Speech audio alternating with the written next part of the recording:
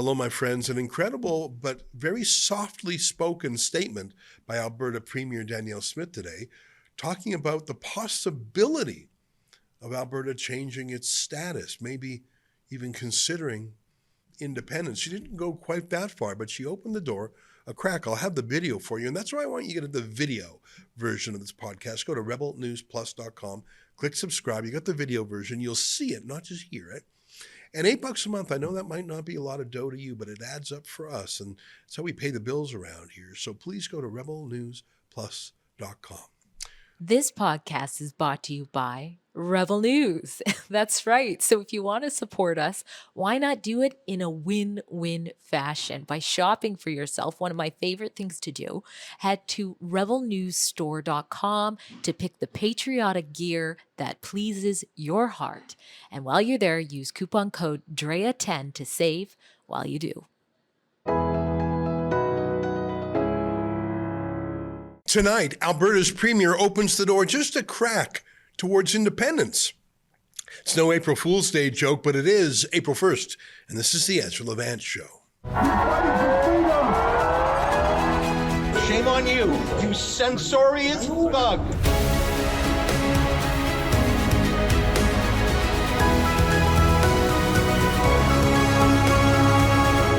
Yesterday was a strange day for me. I went up to Georgetown, about an hour away from our office in Toronto.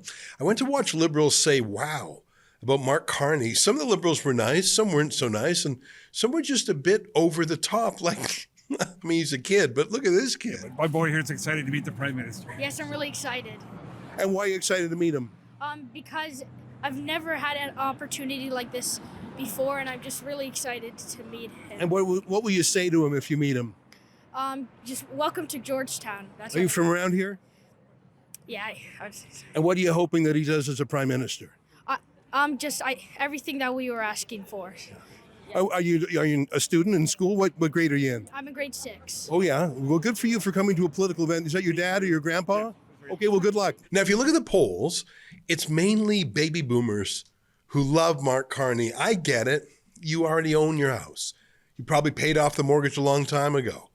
Super high housing prices are a good thing for you. When you sell and downsize, you'll get a lot of money. You're not working anymore, so you're not competing against literally millions of foreign workers. So the system is working for you. The last 10 years haven't been a problem for you. You're not still living at home with your parents because you can't buy a house. Maybe your kids are living with you, and maybe you secretly like that. Mark Carney looks like a central casting version of what a prime minister is supposed to look like. And if he's anything, he's boring, as you'd expect a banker to be, and boring is good. Boring is camouflage, actually, hiding extreme ideas. But you're a boomer, and frankly, that Pierre Poilievre seems a bit uppity, a bit cranky, a bit combative, a bit too much like Trump, maybe. And when Trump talks about annexing Canada, you believe that maybe he means it militarily, even though he hasn't said so. In fact, he's said the opposite when asked. But he's just mean. And because you're a boomer, you actually studied our history and our culture in school before all that was wiped out. Maybe your school was even called something like the Sir John A. Macdonald School before he was stripped off of our $10 bills. You grew up loving Canada before Trudeau said we had committed a genocide. So of course your love for Canada, your patriotism, would be pricked by Donald Trump saying he wants us. I mean, good for you. You're patriotic and nationalistic. Mark Carney isn't, by the way. He's the definition of a globalist. Someone with 3 passports, someone who calls himself a European. He's loyal to nobody. He has a home in New York. He has a home in London, and he has a home, I think, in Geneva. Here, watch this clip. Your ministers have been telling me for more than a year that a Poilievre government wouldn't be focused on the issue of reconciliation. Yet you're here in Winnipeg, which is a majorly Indigenous city, with no policy announcement for Indigenous people, no public meetings with them. What does that signal about the Liberal Party's stance on reconciliation with Indigenous people? Yeah, thank you for your question. I'll say a couple of things, if I may. The first, in my opening comments as Prime Minister on the day that I was sworn in, acknowledged the fundamental role of First Nations, Inuit, and Métis, Inuit and Métis peoples to the founding of our country. Within 2.5 days, I was in Iqaluit with the Premier and meeting First Nations. The Inuit people, the Inuit people and the Métis. You could tell that he hasn't been following Canadian news for a decade. He didn't know the word Inuit. He thought Inuit were First Nations. They're not. He's talking about the far north when he was asked about Winnipeg. I bet if you asked him a question point blank like, will you reintroduce Bill 63?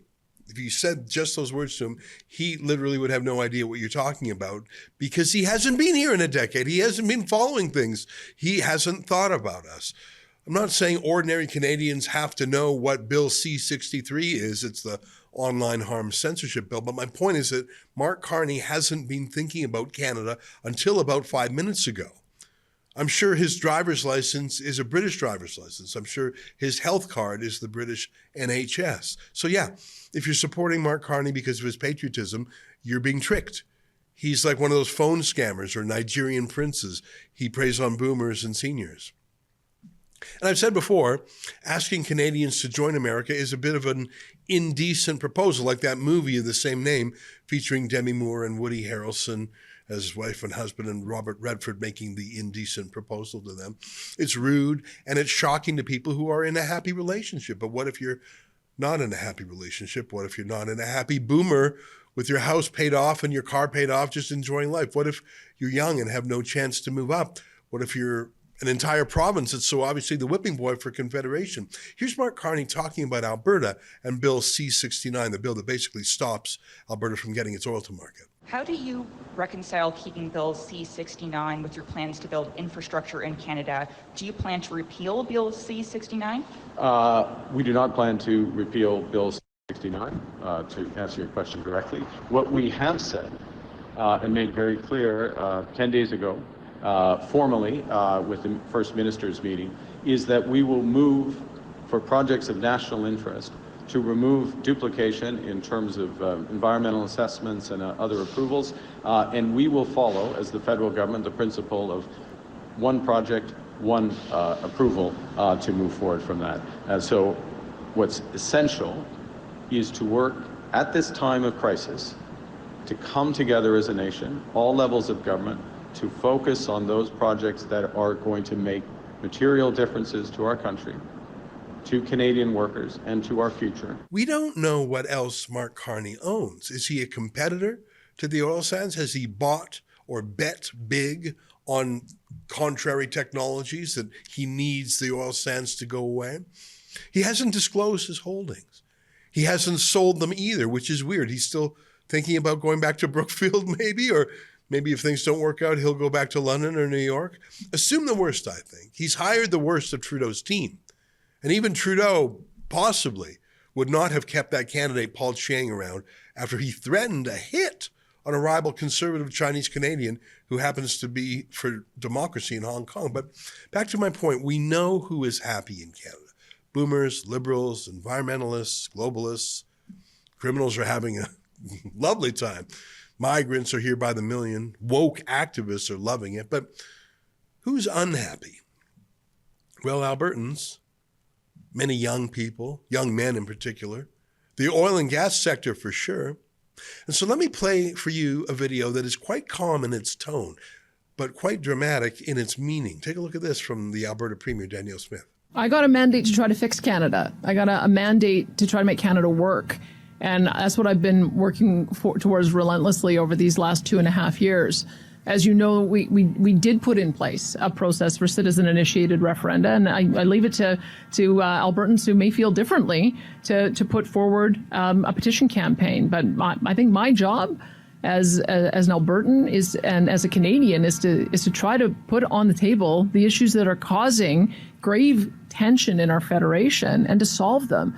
And I'm going to look at it on the positive side, because what I have observed is that it may be that the current prime minister doesn't get it, but all of the other premiers do. And we have consistently, for the last number of meetings, signed on to communiques talking about how we're going to build economic corridors. This last one, economic corridors with oil and gas and transmission lines, rail lines, and new highways and other infrastructure in those corridors.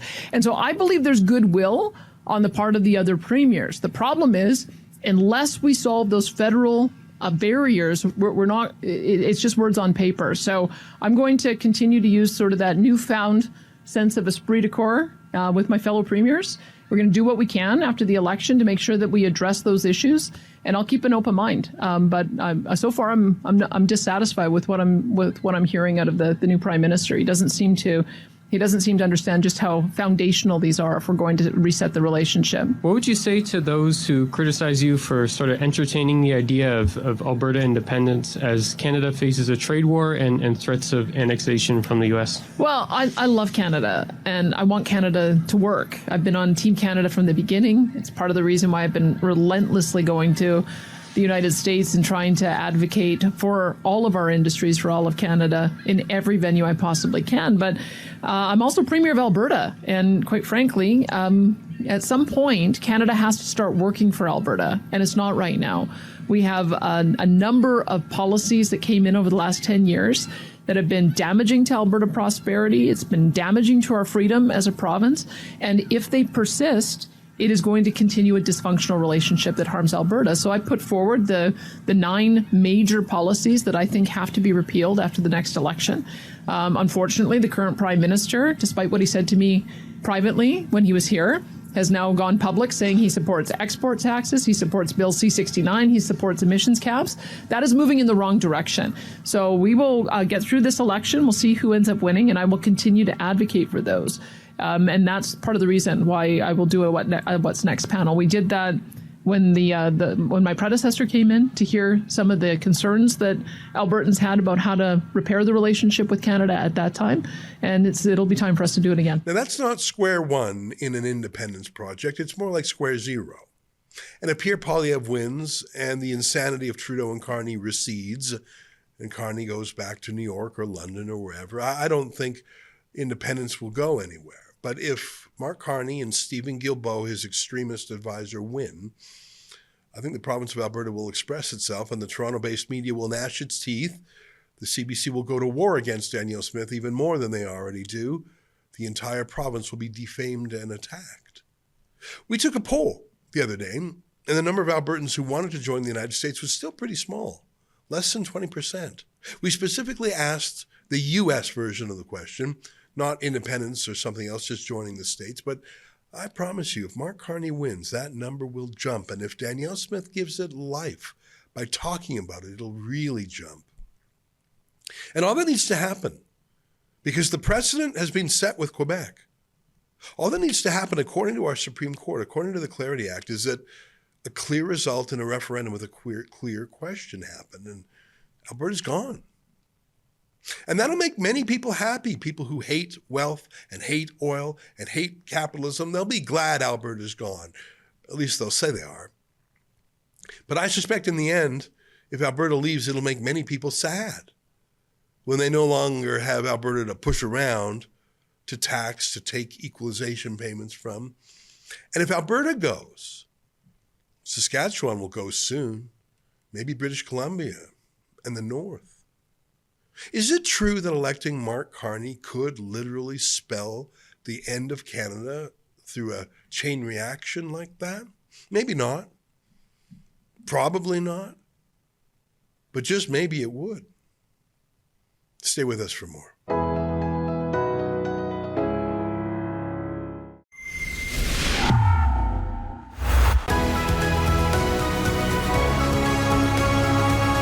Hey, welcome back. You know, it's been more than 3 years since the trucker convoy electrified the country. Really, I think it was the largest peaceful civil rights movement in Canadian history. And the convoy in Ottawa wasn't just a watershed in Canadian politics and law.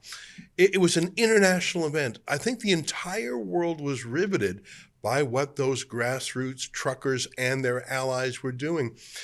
It was so authentic, so spontaneous, and you could tell when there was a GoFundMe crowdfund set up for them, the government squashed that. So what? They weren't based on money. No party backed them. No official instrument of the establishment backed them.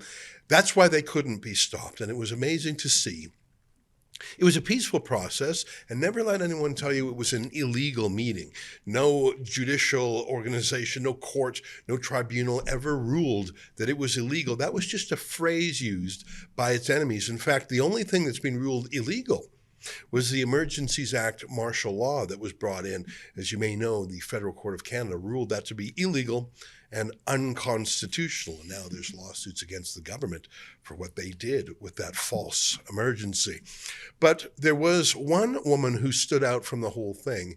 You know who I'm talking about, Tamara Lich. She's not a trucker herself. She came from the logistics business. She's just a mom and a grandma from out west. And this was her moment. This was her time to shine. And she got involved with the truckers, and soon she became sort of their unofficial spokesperson, their poet in a way, who would make Facebook posts and encourage people to stay positive. She became a symbol. She was everything that the establishment was not. She was modest. She was humble. She was positive compared to the government's brutality. So they had to target her. They had to stop her. They had to rebrand the truckers as something awful and evil. She, Tamara Lich, by being the personification of the truckers, made it a positive, fun, family-friendly thing. Just like the images of the bouncy castles and the hot tubs. It was not the January 6th narrative that Justin Trudeau so desperately wanted. Remember, calling people a fringe minority with unacceptable views. We know the way through this pandemic is by getting everyone vaccinated. And the overwhelming majority, close to 90% of Canadians, have done exactly that. The small fringe minority of people who are on their way to Ottawa or who are holding unacceptable views that they're expressing do not represent the views of Canadians who have been there for each other, who know that following the science and stepping up to protect each other is the best way to continue to ensure our freedoms, our rights, our values as a country. Well, Tamara Lich indeed was arrested just over 3 years ago and charged with inciting mischief. And here we are more than 3 years later, and we have not yet had the verdict. It turned into the longest mischief trial in Canadian history. In fact, as far as anyone can tell, the longest mischief trial anywhere in the Commonwealth countries, UK, Australia, wherever. Clearly, the process is the punishment. As you know, I attended court several times, and Rebel News and the Democracy Fund attended court every time. It was clear that the process, the prosecution, was designed as an enormous, extraordinary punishment, an absurd, months-long process. But it's all coming to a close this week. On Thursday morning, Tamara Lich will be read her judgment by the judge in the courthouse in Ottawa, and we will be there. By we, I mean me, with Rebel News, and Mark Joseph and the team at the Democracy Fund. And Mark joins us now. Mark, great to see you again. Thanks for having me. Did I properly get the details of Tamara Lich? Yep, that was pretty comprehensive and professional, Ezra. Couldn't have put it better. Now, Tamara Lich, no normal human being could afford to spend, and I'm not going to say the amount that we spend, but you could figure it out. We've got Lawrence Greenspan, one of the top criminal lawyers in the country, plus his 2 associates. That's 3 lawyers who have been working on this case for an enormous amount of time. I don't think I'm going to reveal their fee, but you can imagine how large it is. No normal human being could pay that. And if you were a millionaire, you wouldn't pay that. You'd say, I'm not spending my life savings. I didn't work 30 years to save a nest egg to have it spent on lawyers. I'm just going to plead guilty. So it took a very special person to fight, but it also took the Democracy Fund, of which you're a lawyer, to crowdfund from our viewers to pay for it. It was only that combination that could have fought it. A rich person wouldn't have paid. A poor person couldn't have paid. Only the crowdfunding model and the Democracy Fund would work. That's right. I mean, TDF got involved because the civil liberties issues are engaged quite substantially on this trial. So, we turned to Lawrence Greenspan and his team. They're obviously one of the best in the country, but they could take other cases. So we had to convince him that this was a good fit. He agreed. And TDF then stepped up, and our donors came through for us. And fortunately, Tamara got an excellent defense. Yeah, I attended, I'm going to guess, 5 days of court over the whole thing.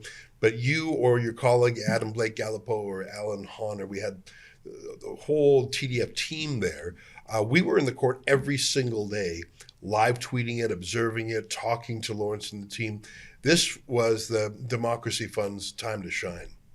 Right. I mean, I think we provided some intelligent discussion on our feed. People seem to respond to that. A lot of these terms are complex. So there's a Carter application we had to explain to our readers and viewers. She was charged with 5 offenses. We had to disambiguate those. So I think we did a fairly good job. But again, the Crown spent 45 days slogging through this stuff, trying to make the case, and we had to explain that to our viewers. I sat there, and the day I really realized what was going on, there was some mid-level bureaucrat from the city of Ottawa who talked about how he would go for walks in the downtown Ottawa and just what he would see. Now, he didn't record anything. He didn't take a journal. He was basically just giving his therapeutic views of, and I felt this way, and I felt that way, and he would meander. And he, within half an hour, it was clear that this guy had never spoken to Tamara Lich, had never interacted with her, had never seen her, did not know her other than through the media. He had no standing as a witness. He had no standing as an expert. He was just some guy who the prosecution made the court listen to for nearly an entire day, his feelings. And I was just thinking, what the devil is going on here? And why is this being permitted? And when I asked some folks, they said, this is how it's going to be for weeks. But the judge, and here's the theory I heard, if the judge wouldn't allow it, if the judge would clamp down on it, the prosecution might find that as some sort of a grounds for appeal. So the judge was very lenient to let the prosecution take liberties so that an appeal, which is almost a certainty if Tamara Lich wins, that an appeal is not likely because the prosecution was given every indulgence at the trial level, and a court of appeal will see that and say, no, you guys were given every opportunity. And that's the theory I heard for why this trial turned into a monster. Now, I don't like that. I think the government should have been chided. Listening to this bureaucrat, dear diary, when I walked down the street, I felt scared, like it was that kind of BS. Right. Okay. So there's 2 things. I've heard that theory. I don't disagree. Lawyers always try to read the tea leaves to figure out what the judge is thinking. But Justice Perkins McVeigh is a very experienced judge. She wants to give wide latitude to the defense and the Crown to present their case. I think she did so, even though the defense didn't enter a case. They just disputed the sufficiency of the Crown's case. And the other thing I would say is that the judge wants hard evidence. So feelings, what did you think about the convoy? What did you believe about the convoy? Those sorts of amorphous type statements aren't going to play for her. She wants hard evidence here. Was the road blocked by the defendants? Did the defendants intimidate anyone through their words? Did they counsel anyone through their words? And what words were they? We heard a lot of things about hold the line was the big phrase. Yeah. And the defense pointed out, well, the police were using the phrase hold the line. So it's ambiguous. And if it's ambiguous, it doesn't have a certain meaning, and therefore it's not proven beyond a reasonable doubt that phrase meant a certain thing. And so what's your response then if you do get arrested, if you're the next person that police do arrest? I'd love it if you'd speak louder. She wants to know what my response would be if I get arrested. What's the response? Hold the line! Hold the line. I think you understand where I'm going. Yeah, and even hold the line. Like I say, this was not a riot. This was not an illegal gathering. It had never been condemned as such. The Emergencies Act does not stop peaceful protests. It's actually clear about that. You know, you make me remember, I was in court in one of the last days of the trial, and I think it was the defense that played, and you correct me if my memory is wrong, I'm just going from memory here, played 5 very short clips of Tamara Lich. There were 5 very short video, I'm going to call them like a cameo appearance. It was almost like the video was over there, but Tamara Lich was in the background. Or she just passed through and said, hi. They were absurd and ridiculous. And I'm thinking, why are these being shown? They don't show anything. They certainly don't show any crime. It's almost like they were, you know, you leave your phone camera on by accident and you get like a goofy, and I thought, what is this?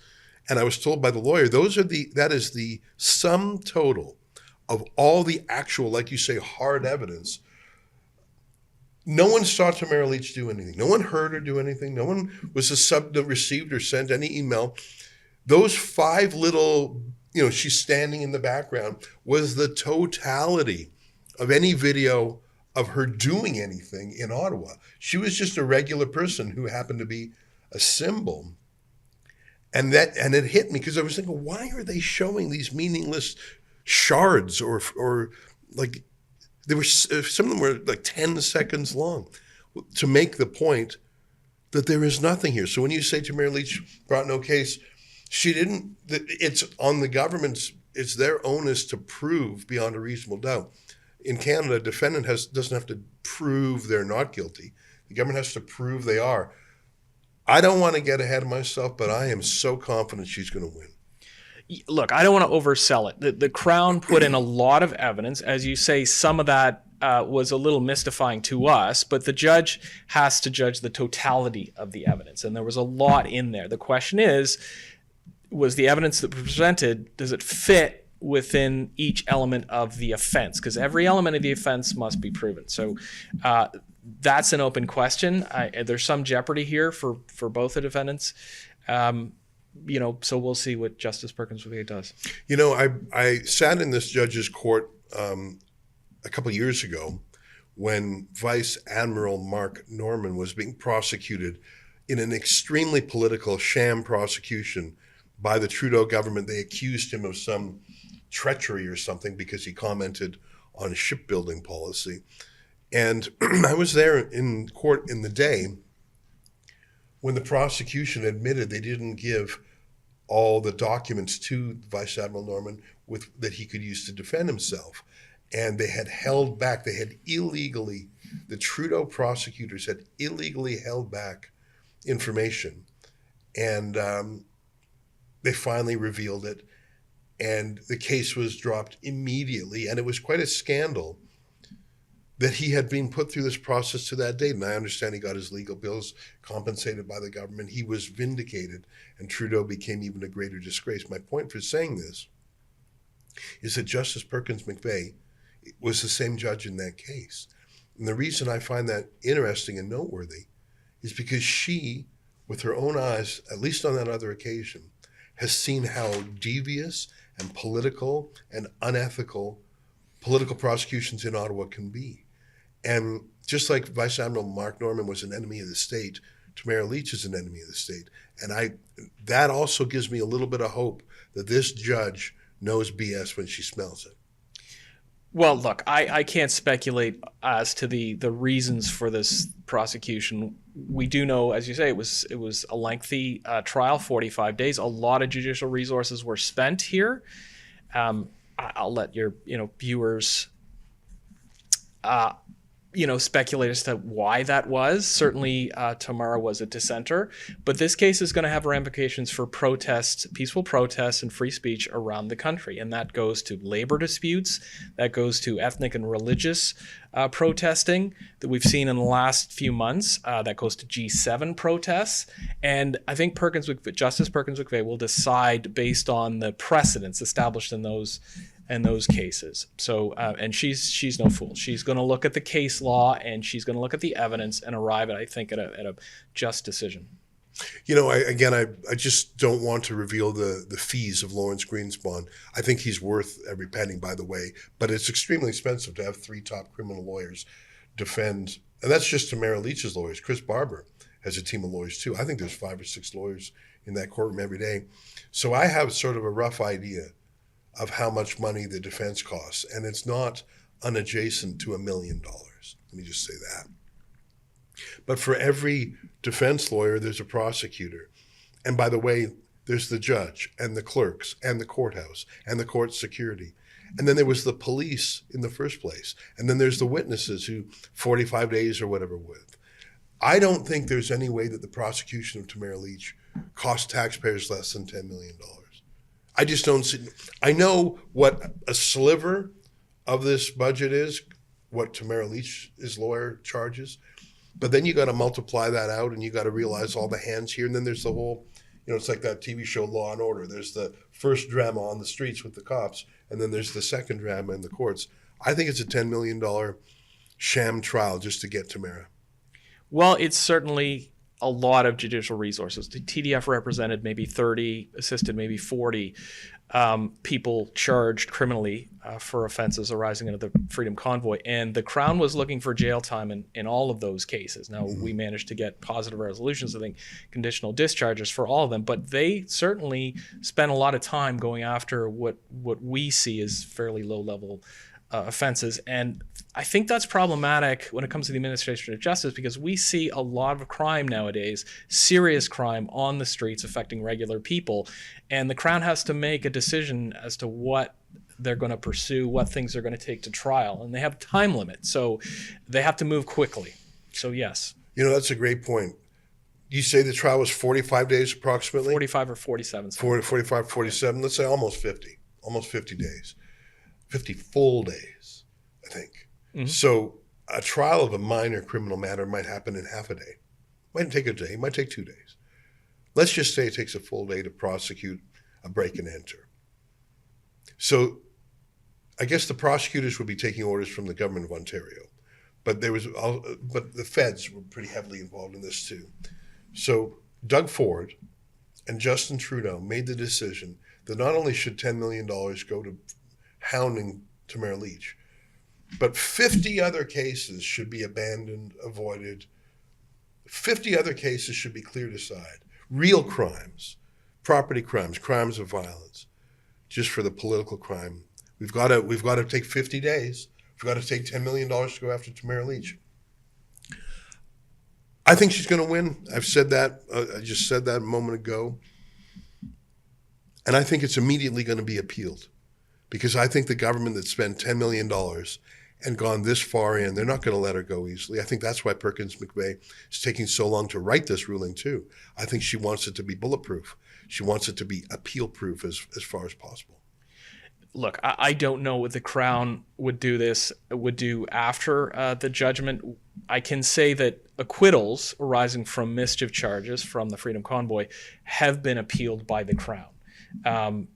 And we know that the penalty in the Pat King trial is under appeal. I believe it's going to be appealed by the Crown. So the Crown certainly takes a hard look at these things, and they do have a motivation apparently to appeal. So we'll see. I saw the Coots 3 trial, and 2 of the men got discharged.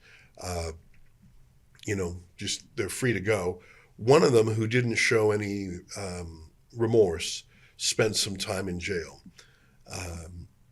Tamara Lich didn't say anything. She didn't, I don't think she said a word in the entire trial. It'll be interesting to see what happens. Listen, thanks to you and the TDF crew for helping. Thanks to our lawyer, Alan Greenspan, and his team. We haven't got the final bill yet, and I'm sort of bracing for that. But if folks want to help, you can go to helptamara.com. If we, and by we, I'm not an officer or a director of the Democracy Fund, but we're the chief fundraisers for it through our Rebel News viewers. If Tamara Lich did not have this lawyer, she would have been steamrolled. She would have been ground into powder. She would have been treated like the J6, like the January 6th prisoners in the United States where she would have been in jail for an enormous period of time. She's always in jail for too much. And I think that this is a case where crowdfunding a lawyer made a real difference. So thanks to you and the team. You're welcome. All right, folks, there you have it. You're gonna be there for the ruling on Thursday? I will be there live tweeting. That's correct. It's Thursday, right? It's Thursday. All right, I'll be there for sure. I'll be there too. I'll be there live tweeting, and I'll give you a report the moment we know. In the meantime, if you want to help us with the legal fees, go to helptamara.com. The money goes straight to the Democracy Fund. It does not go to Rebel News. And by the way, you also get a charitable tax receipt, which is helpful too. All right, stay with us. More ahead.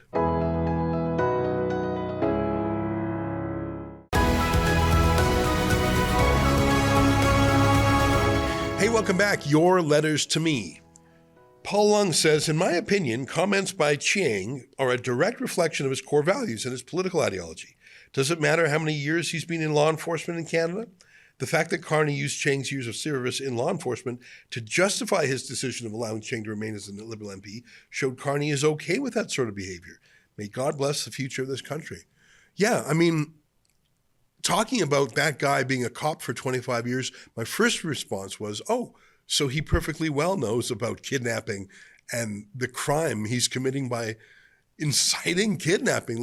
So he can't plead ignorance. And my second thought was, what was he like on the streets for 25 years? Did he mete out police justice based on your ethnicity or your political loyalties? It terrifies me that he was a cop for 25 years. It doesn't reassure me. Next letter is from David Hines, who says, a police officer's job is to serve and protect. They should know something about our rights and freedoms.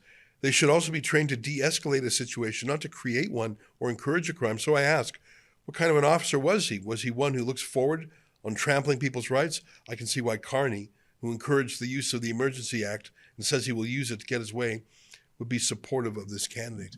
Yeah, like I said, I mean, it did not make me feel better to know this guy was a cop for 25 years. And what does he have over Carney that Carney would hold on to him for nearly a week? I mean, I think sometimes in politics, people are too risk averse. They fire or cancel or deplatform people at the merest whiff of conflict. But this was crazy.